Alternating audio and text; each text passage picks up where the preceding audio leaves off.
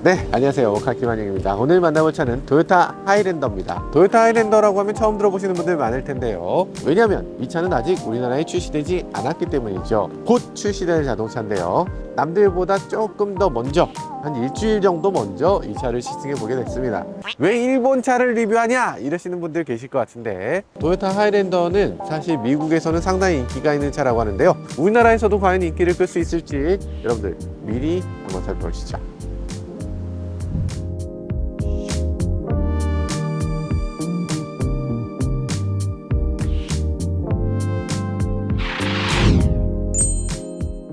이 차가 어떤 차냐? 아마도 감이 잘 안 올 수도 있을 것 같아요. 어떻게 보면은 오프로더 같기도 하고, 어떻게 보면 MPV 같기도 한 자동차입니다. 이거 비슷한 자동차 있죠? 우리나라에선 팰리세이드가 가장 비슷한 차죠. 야, 크기가 상당합니다. 잠깐, 팰리세이드하고 비교하면 우리나라에서 살아남기 힘들 텐데, 왜냐하면 팰리세이드 가격이 3천만 원 후반대에서 시작하잖아요. 상대가 안 되는 거 아니냐, 이렇게 생각할 수 있는데, 토요타 하이랜더는 특별한 무기가 하나 있습니다. 바로 하이브리드라는 점이죠. 하이브리드이기 때문에 우리나라에는 전혀 없는 세그먼트라고 할 수 있어요. 생각해보면 소렌토가 그렇게까지 인기 끄는 이유는 차는 크면서 하이브리드로 연료를 절감할 수 있고, 이 휘발유의 조용한 승차감을 기대할 수 있고, 그렇기 때문이거든요. 팰리세이드는 왜 하이브리드를 안 내놓은 건지 참 답답하기도 합니다. 어쨌든 하이랜더 하이브리드, 팰리세이드 하이브리드가 비어있는 그 자리를 치고 들어올지 조금 더 살펴보도록 하죠. 자, 외관을 보면요, 전체적으로 만족스러우신가요? 아마도 우리나라 소비자들의 대부분은 야, 요거 조금 과하다, 이렇게 느낄 만한 그런 디자인이기도 합니다. 근데 미국에 놓고 보면 잘 어울려요. 왠지 요걸 타고 와서 여기다 세워놓고 요트 타러 갈 것 같은 그런 자동차로 보이잖아요. 멋있는 것 같아요. 멋있어요? 우리나라에서는 멋이 없을 수 있습니다. 우리나라 도로하고 미국 도로는 비슷해 보이지만 전혀 달라서 한국에서 굉장히 멋있는 차도 갖고 와보면 밋밋하고, 한국에서 너무 징그럽다고 생각되던 차도 여기 갖고 오면 굉장히 예쁘고, 그런 경우가 꽤 있습니다. 이곳은 지금 미국에서 가장 부자 도시 중에 하나라고 할 수 있는 소살리토인데요. 영화도 있잖아요, 소살리토. 그 소살리토에 와서 좀 멋지게 한번 찍어보려고 했는데 바람이 불어서 안 되겠어. 빨리 찍고 가야 되겠습니다. 전면부는 뭐 하이브리드라고 해서 특별할 게 없습니다. 토요타 배지 하나가 이렇게 파란색으로 좀 있다. 그리고 하이브리드지만 상관없이 이렇게 큰 그릴 그대로 자리 잡고 있고요. 선은 좀 약간 과격한 느낌. 그래도 미국에서 보니까 괜찮네요. 자, 측면을 보면요, 구디어 타이어를 사용하고 있는데요. 지금 235R20을 사용하고 있습니다. 근데 이건 미국 세팅이니까 우리나라는 어떻게 들어올지 모르겠어요. 분명한 건 이 차는 메이드 인 USA. 비록 토요타지만 한미 FTA를 통해서 우리나라에 관세 0%로 들어올 수 있는 차이기 때문에 상당한 가격 경쟁력을 갖고 들어올 수 있을 걸로 보여져요. 뒤쪽을 보면 전동식 트렁크를 갖고 있는데 속 터져요. 이거 좀 빨리 좀 열려야지. 여기 수납 공간이 조금 더 있습니다. 선반도 자리 잡고 있고요. 선반은 3열을 접었을 때 짐을 더 많이 넣을 때, 그때 사용하는 거고요. 3열은 아마 우리나라는 전동이 들어오겠죠. 여기는 지금 수동과 전동이 있는데, 같은 수동이라도 방식이 여러 가지 있죠. 우리나라 같으면 요걸 잡아 당기면 헤드레스가 접히면서 앞으로 숙여지는 게 일반적일 텐데, 이건 그냥 손잡이고 이렇게 해야 됩니다. 안 될 건 없는데 어쨌든 이런 식으로 되고요. 뒷좌석 3열을 접었을 때 이 정도가 나온다. 이 차는 앞에 4좌석이 있고 3열이 있는 경우에 7인승입니다. 여기 3좌석이 있으면 8인승이라고 불러요. 왜 그러냐면 헤드레스트까지 해서 3열을 3좌석을 앉혀놨어요. 아니, 진짜 여기 앉을 수 있을까? 그리고 여기 살펴봐야 될 건 서브우퍼가 있고요. 서브우퍼 사이즈는 지금 10인치 정도의 서브우퍼가 있습니다. 잘 보시면 여기 뒤 트렁크 쪽에도 스피커를 마련하고 있습니다. 굉장히 꼼꼼하죠? 그리고 여기 보면 110V 아울렛이 있고요. 우리나라에 나오게 되면 아마 이게 220V로 바뀌어서 나올 수 있겠죠. 무려 1500W입니다. 아니, 1500W면 굉장한 거예요. 보통 가정용 전자레인지가 700W거든요. 전자레인지 2대를 동시에 돌릴 수 있는 겁니다. 커피포트라든지 이런 거 당연하고요. 전기차에 V2L 정도의 전기가 나온다 라고 볼 수 있는 정도의 큰 용량입니다. 하이브리드이기 때문에 가능한 거죠. 우리나라는 하이브리드를 사용하면서 이렇게 전기 아울렛에 대해서 그다지 신경 안 쓰고 있는 것 같은데, 이런 것들 좀 만들어주면 좋을 것 같다는 생각이 드네요. 그리고 현대기아가 안 해주는 게 있는데, 바로 트렁크를 다리로 오픈하는 기능인데요. 짐을 이렇게 잔뜩 들고서 이렇게 와도 이렇게 발로 딱 한 다음에 집어넣으면 네, 속 터집니다. 원래 될 텐데 왜 안 되는지 모르겠지만 어쨌든 다리로 이렇게 열 수 있는 기능을 제공하고 있어요. 현대기아도 좀 나왔으면 좋겠습니다. 자, 그런 생각이 들고요. 뒤쪽에 보면 열선이 잘 안 보이도록 뒤쪽이 프라이버시 글래스로 되어 있는 게 보여져요. 짐이라든지 이런 거 놨을 때 미국에선 유리창을 자꾸 깨고 가져가잖아요. 그러니까 짐을 보이지 않게끔 여기를 프라이버시 글래스로 하는 걸 자동차 회사들이 다 하고 있어요. 1열은 법규이기 때문에 여기를 프라이버시 글래스로 하지 않고 있고요. 그리고 실제로 썬팅하는 사람도 거의 없어요. 이렇게 돼야만 하죠. 2열과 3열도 앉아봐야 될 텐데요. 2열 한번 앉아볼까요? 2열을 앉아보면요, 이런 식입니다. 오, 완전 넓어. 앞으로, 뒤로 이렇게 롤링머신 기능이 뜹니다. 근데 굉장히 놀랍게도요, 요걸 당길 때 이 부분이 문에 간섭돼서 손가락이 이렇게 찡겨. 그리고 뒤에 앉았을 때 이렇게 컵홀더를 별도로 마련하고 있는데 애매해요. 두 좌석을 이렇게 나눠놨다는 거는 요 사이를 통과해서 가란 얘기잖아요. 근데 이걸 여기다가 마련하면은 통로가 없어지거든요. 지나갈 수 있는데 이걸 이렇게 만들었어야 됐을까? 뭐 그런 생각이 들긴 합니다. 의자의 편안함, 이런 것들은 훌륭합니다. 팔걸이 마련되어 있고 굉장히 고급의 시트는 아니지만 앉았을 때 편안함을 확실하게 줄 수 있는 시트. 그리고 헤드라이너가 이렇게 움직이는 게 실화냐 싶은 정도의 퀄리티로 만들어져 있어요. 이게 네, 그렇고요. 헤드라이너가 이렇게 전체적으로 약간 낮기 때문에 이 뒷좌석에 앉았을 때 앞쪽이 조금 시야가 제한되는 면이 있어요. 2열 시트가 조금 높으니까 머리 공간이 조금씩 다 부족한데, 지금 조명이 내 머리 위에 있는 게 아니라 내 코앞에 있어요. 너무 가깝고 바람이 나오는 송풍구도 내 머리 위에서 나오는 게 아니라 이마를 쫙 이렇게 때리는 그런 송풍구입니다. 그래서 시원하긴 하겠는데 너무 이렇게 직접적으로 괜찮나? 아마 많은 분들이 제가 지금 시승하고 있는 차가 옛날 차라고 생각하실 것 같아요. 근데 이 차는 언제 나왔을까요? 2023년 차입니다. 나온 지 지금 몇 개월밖에 안 된 최신차예요. 이게 2023년에 나온 자동차라고는 도저히 믿어지지 않는 정도의 그런 느낌을 줍니다. 굉장히 올드하고요. 이 차 가격은 기본적으로 팰리세이드보다 2천만 원 비싼 자동차거든요. 2천만 원 비싼데 이걸 이렇게 만들었다는 거는 놀랍습니다. 자, 그런 느낌이 들고요. 이런 것들, 선스크린이 있는데 이 가장자리에 마감이 되진 않았죠. 그래서 지금 이게 울게 돼 있어요. 아니, 어떻게 이런 2열은 충격의 도가니긴 한데 그래도 갖출 것들은 갖추고 있습니다. 예를 들면 여기 송풍 스위치, 3열을 위한 에어컨 스위치가 따로 있습니다. 3열, 4열을 같이 조작할 수 있도록 돼 있어요. USB-C 덮개가 2개가 이렇게 만들어져 있는데요. 덮개의 고급감은 전혀 없는 정도의 고급감이라고 할 수 있어요. 그리고 여기 보면 1500W 아울렛이 있는데요. 1500W라는 게 굉장히 인상적이기 때문에 실용적으로는 굉장히 좋은 그런 요소라는 생각이 듭니다. 전체적으로 아주 기능적으로 만들어졌다고 보시면 될 것 같아요. 그러니까 이 차에서 자잘한 것들, 부족한 게 많은데 우리가 핵심으로 봐야 될 부분은 굉장히 잘 만들어졌어요. 이 뒷좌석에 들어가는 방법은 두 가지가 있을 텐데 이 가운데를 통해서 가는 방법이 있을 거고 좌석을 젖혀서 가는 방법이 있을 거예요. 여기 밑에 보면 하이브리드 배터리를 식히기 위한 송풍구가 마련되어 있는 걸 볼 수 있네요. 공기를 여기로 빨아들여서 하이브리드 배터리를 식혀준다는 얘기죠. 그 얘기는 요 밑에 하이브리드 배터리가 있다는 얘기입니다. 이게 도대체 왜 2열에 앉았을 때 이 머리 공간이 좁았나 보니까 이 하이브리드 배터리가 이 밑에 있기 때문에 시트가 그만큼 올라온 거였네요.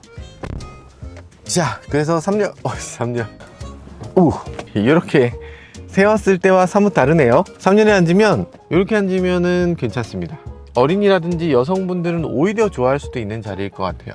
아니야? 싫어할까? 나름대로 재밌는 자리인 것 같습니다. 괜찮은데?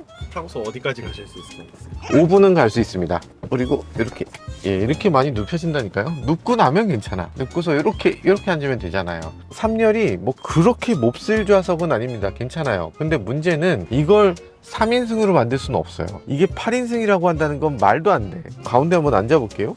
앉아지긴 하네. 앉아지긴 하네. 안전벨트가 가운데 좌석은 천장에서 내려오는 안전벨트예요. 요거를 이렇게 해서 이렇게 한번 찍고 또 꽂아야 되는 이런 형태의 안전벨트. 알고 계신가요? 이거 편한 안전벨트라고 할 수는 없죠. 우리나라에서 이거 몇 인승으로 인증을 받았는지 모르겠는데 8인승으로 인증받을 수는 없어요. 없었지 않았을까 그런 생각이 들어요. 지금 봤을 때 크기는 펠리세이드보다 폭은 조금 좁습니다. 길이는 조금 더 길기 때문에 이 뒤쪽에 공간이 조금 더 생기고요. 무릎 공간은 어쩌면 조금 더 나올지도 모르겠어요. 근데 폭이 일단 펠리세이드보다 좁기 때문에 여기 3명이 앉는다거나 좀 더 편하게 앉는다거나 이런 것들은 사실상 어려울 것 같다는 생각이 좀 드네요. 어쨌든 이 하이랜더 중요한 건 이 차가 하이브리드라는 점, 그리고 주행할 때 굉장히 편리하다는 점, 승차감도 그리고 기능적인 부분도 훌륭하다는 점일 텐데요. 운전을 하면서 좀 더 살펴보도록 하겠습니다. 1열 디자인을 간단하게 살펴보도록 하겠습니다. 일단 처음에 딱 들어오면 디지털 계기판이 들어왔죠. 뭐 당연한 겁니다. 사실 요즘 자동차 중에 디지털 계기판 없는 게 있을까. 토요타도 이제는 디지털 계기판을 쓰고 있고요. 근데 그 안에 그래픽은 원하는 게 어디 있는지 한 번에 딱 들어오진 않습니다. 예쁘다고 생각될 부분도 그다지 없고요. 드라이브 모드에 따라서 계기판 디자인이 바뀌냐면 그것도 아닙니다. 그래서 디지털 계기판을 사용한 이유를 모르겠어요. 뭐 그런 생각이 들고요. 이런 것들 제공합니다. 이런 것들 멋지지 않습니까? 한 번씩 이렇게 돌면서 보여주는 기능이 있어요. 이렇게 보여주는 기능도 있어요. 그렇죠? 왜 있는지 모르겠는데 이런 기능이 있습니다. 내비게이션 화면은 가로로 굉장히 길고, 그리고 왼쪽에 이렇게 메뉴가 있는 데다가 애플 카플레이하고 굉장히 비슷해서 여러 가지로 잘 사용할 수 있는 그런 기능이라는 생각이 들고요. 그리고 여기 봤을 때 이런 것들, 공조장치 위치라든지 이 다이얼이라든지 이런 것들 아주 좋고요. 무선 충전 패드 위치는 좋습니다. 위치는 좋은데 이게 자꾸만 움직인다는 점에서 그렇게까지 칭찬할 만한 부분은 아닌 것 같아요. 턱이라도 좀 제대로 만들어줬으면 어땠을까, 뭐 그런 생각이 들기도 하네요. 그리고 이렇게 넣도록 만들면 어떨까. 왜 자동차 회사들이 이 무선 충전 패드를 넣어만 놓고 잘 사용할 수 있게 만들진 않는지 모르겠어요. 테슬라 같이 그렇게 좀 해주면 좋겠습니다. 두 사람이 다 넣을 수 있었으면 좋겠고, 그리고 넣는 동안에 좀 보였으면 좋겠어요. 그리고 아래쪽에는 수납 공간이 조금 더 있습니다. 핸드폰 같은 거 좀 더 넣을 수 있는 이런 정도의 공간. 그리고 이 충전 포트는 USB-A, C 이런 식으로 있고요. 12V 아울렛 이렇게 제공되고 있습니다. 특이하게 콘솔 박스는 이렇게 여는 게 아니고 슬라이딩입니다. 슬라이딩으로 이렇게 열려요. 어떻게 슬라이딩이 되지? 이 아래쪽 수납 공간 상당히 크고, 여기 보면 12V 아울렛이 또 있습니다. 넣을 때 너무 깊이 빠지지 않도록 하는 선반을 별도로 제공해 주고 있어요. 굉장히 실용적이다 이런 생각이 들고요. 그리고 전 이 수납 공간도 굉장히 좋은 것 같아요. 휙 던져 놓으면 되고, 나갈 때 절대 까먹지 않는 위치니까 자주 사용하는 물건들을 놓을 수 있는 저런 것들 우리나라 차들도 좀 있으면 좋겠어요. 미국 자동차답게 수납 공간이 대단합니다. 이 정도는 돼야 미국에서 좀 큰 SUV라는 소리를 들을 수 있는 자동차라는 생각이 들어요. 자, 그리고 오디오가 있으니까 오디오 한번 들어볼까요? 좋죠. 오디오 훌륭합니다. 앰프 빵빵하고 서브우퍼도 제 역할을 제대로 해주고 있네요. 이 차는 JBL 사운드라고 되어 있는데, 아니 구멍 요만큼인데 이걸 이만하게 붙여야 됐을까요? 과한 게 아닌가 싶은 생각이 드는데, 네, 멋있으라고 이렇게 한 것 같아요. 요거 굉장히 재밌는 부분인데, 2열 3열에 누가 탔을 때 얘기할 수 있도록 이렇게 볼록 거울로 제공을 해주고 있습니다. 좋죠? 이 차는 E4라고 해서 앞바퀴는 엔진과 하이브리드로, 뒷바퀴는 전기 모터만으로 이렇게 사륜구동을 구성하고 있는데, 이 사륜구동을 적극적으로 사용하는 모드, 트레일 모드고요. EV 모드도 있고 주로 전기로 운행하도록 하는 모드입니다. 이런 자동차에 꼭 필요하죠. EV 모드로 조용히 좀 갈 수도 있고. 그렇지만 이 차의 이 버튼들을 눌렀을 때 화면에 뭔가 변화가 일어나냐면 아무 변화도 일어나지 않습니다. 어떤 변화가 일어나냐면 계기판에 이렇게 트레일이라고 초록색 글씨가 조그맣게 들어옵니다. EV 모드 누르면 이렇게 EV 모드라고 조그맣게 나옵니다. 바꿀 필요 없는 건 바꾸지 않는다. 필요 없는 기능은 넣지 않는다. 이게 토요타의 철학인 것 같아요. 그래도 좀 더 멋있으면 좋겠는데. Navigate me to Five Guys. I found 15 results. First one. Calculating route to Five Guys. Five Guys 한국에 나왔다고 하는데 그거 오리지널이 아니죠. 여기 있는 게 오리지널이죠. 자, 가보도록 하겠습니다. 음성인식 생각보다 잘 되고요. 한국에 있는 토요타 이 정도 만들어줄 수 있을까? 궁금해지네. T맵이 들어간다면 아마 이 정도 해주겠죠. 길을 살짝 잘못 들었는데 이런 경우에 후진 넣으면 잘 되나? 차가 투명해져서 이렇게 바닥에 뭐가 있는지, 내가 어떻게 꺾고 있는지를 보여줍니다. 주차장에 주차 라인이 그려져 있는 경우, 그런 경우도 편하게 할 수 있고요. 만약에 이런 길을 넘어가야 된다고 할 때도 살짝 넘었다가 이렇게 갈 수 있죠. 정말 잘 만들었는데 아쉬운 점은 후진해서 전진 넣으면 바로 꺼져. 조금이라도 시간을 줘야죠. 전진후진 할 수 있게. 이 360도 서라운드 뷰를 넣은 지 얼마 안 되셔서 그런지 조금 아쉽습니다. 오, 역시 좋아. 지금 진입로 진출로가 막 제멋대로잖아요. 이거 그냥 덜컹덜컹 하면서 가야 되는데 느낌이 나쁘지 않습니다.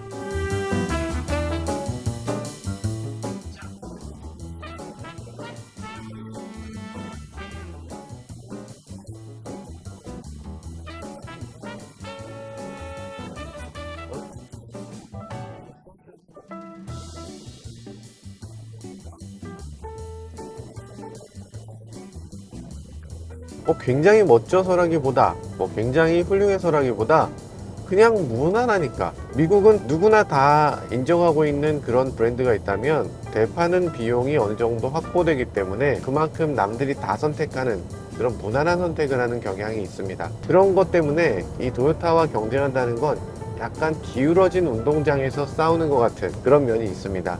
저는 미국에서는 그냥 무난하게 쭉 달리는 이런 자동차, 그리고 약간 좀 출렁출렁하는 자동차, 이런 자동차가 미국에선 그냥 정답이 아닌가? 이런 생각이 들 때가 있어요. 유럽에서의 자동차, 예를 들면 BMW라든지 메르세데스라든지 이런 차들을 보면 굉장히 단단하잖아요. 짝 깔아앉고 이런 식으로 달려가는 그런 자동차들이 꽤 많죠. 이 미국 도로를 보면 굉장히 울퉁불퉁한 데가 많고 갈라져 있는 곳도 많고, 사실 우리나라 도로보다 더 못한 경우가 많이 있어요. 그런 데에서 포르쉐를 탄다면 정말 피곤할 것 같죠. 온로드도 달려야 되고 약간 산길, 이런 것들을 다 달려야 된다면 하이랜더가 가장 적합한 게 아닌가, 그런 생각이 들어요. 그리고 미국은 아시겠지만 고급주택일수록 산에 있습니다. 그러니까 자기 집까지 가려면 등산을 해야 돼요. 특히 이 샌프란시스코는 어지간한 데는 다 산입니다. 어쨌든 타고 올라가야 되니까 오프로드에 특화되어 있는 SUV들이 그만큼 필수적이라는 생각이 드네요. 이 차만이 갖고 있는 아주 강력한 무기가 있습니다. 바로 하이브리드죠. 하이브리드를 갖고 있는데요. 2.5L 가솔린 하이브리드. 사실 출력은 팰리세이드 3.8에 비해서 조금 뒤집니다. 그럼에도 연비가 압도적이에요.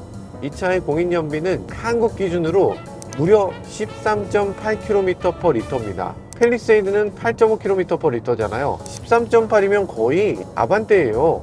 이 커다란 차가, 그것도 가솔린인데 대단하지 않습니까? 아반떼 정도의 기름을 들여서 7사람이 여행 갈 수 있는 자동차. 그러면 아반떼를 사겠어요? 이 차를 사겠어요? 물론 처음에 투자하는 비용이 조금 더 들어. 그렇지만 어차피 되팔 수 있으니까 많은 사람들이 이 차를 선택하게 되는 것 같습니다. 최근 들어서 미국의 특히 캘리포니아의 가솔린 값이 엄청나게 올랐어요. 그래서 이 정도라면 하이브리드 SUV가 정말 필요하네, 이런 생각이 듭니다. 근데 우리나라 어떻게 되고 있어요? 팰리세이드 하이브리드 있습니까? 없잖아요. 그리고 카니발 하이브리드 있어요? 없잖아요. 여기 미국은 지금 하이랜더도 하이브리드지만 시에나, 오디세이 이런 미니밴들도 다 하이브리드로 나와요. 근데 우리나라 왜 이게 준비가 안 돼 있나? 꼭 필요한데 대한민국의 자동차들이 파워트레인이 너무 안일합니다. 이거 2.5L 하이브리드 빨리 나와야 돼요. 안 그러면 이렇게 도요타한테 판판이 질 수밖에 없습니다. 자, 더 달려보도록 하겠고요. 가속을 해보면 엔진 사운드는 상당히 올라옵니다. 그럼에도 상당히 안정감이 유지되고요. 기분 나쁘지 않게 잘 움직여지는 것도 좋은 점인 것 같아요. 가속할 때는 확실히 소리가 크지만 그냥 크루징할 때, 이때는 정말 인상적으로 안정적이기도 하고 조용하기도 합니다. 자, 어댑티브 크루즈 한번 작동시켜 보겠습니다. 레이더 크루즈 액티브 플리즈 페이 어텐션 투 어더 비클 켜서 가고 있는데, 이 앞차와의 거리는 정말 신뢰를 주고 있는데 차로 중앙 유지를 제대로 못 해주는 게 조금 아쉽네요. 차선을 넘어가요. 실제로 BZ4X 같은 차들은 여기 버튼이 하나 더 있는데 이 차는 지금 차로 중앙 유지 버튼을 따로 안 갖고 있는 걸 보면 그냥 차로 이탈 방지를 하고 있는 것 같이 보여요. 현대기아는 딱 센터잖아요. 근데 딱 센터로 가진 않습니다. 노면이 지금 엉망진창이잖아요. 이런 노면을 도대체 뭐라고 불러야 될지 이름도 생각을 못 하겠습니다. 대패로 밀어버렸다 할까? 도로가 정말 말도 안 되는 도로들이 있고요. 그런 도로를 가볍게 달릴 수 있도록 만든 것이 미국 자동차들입니다. 배터리 양을 좀 볼까요? 에너지 플로우를 보여주는 장치가 있네요. 지금 충전되고 있다, 요 그림이고요. 충전된 배터리량이 얼마나 된다, 그걸 자동차에 항상 보여줬으면 좋겠는데 그걸 보여주는 계기가 없어요. 현대기아만 해도 하이브리드 모델들은 이 배터리량을 보여주는 계기가 별도로 있죠. 연료량만큼 중요한 것처럼 이 차는 그런 건 없습니다. 현재 배터리량을 알 수가 없어요. 지금까지 평균 연비 12.3km였는데 과속을 조금 해보면 또 13.1, 그러니까 대충 연비가 한 13 정도 되는 것 같아요. 고속도로에서 연비가 좀 떨어지고 시내도로에서 연비가 훅 올라가네요. 우리나라 자동차들은 그렇지 않죠. 고속도로 연비가 더 좋아요. 근데 토요타는 하이브리드들이 도심 연비가 더 좋게 나오는 경우가 많습니다. 하이브리드를 자기가 도심에서 많이 타는지 고속도로에서 많이 타는지 이런 것들을 고려해서 복합 연비만 보지 마시고 도심, 고속도로 나눠져 있으니까 그런 것들도 함께 보시면 좋을 것 같습니다. 우와, 멋지다. 세상에.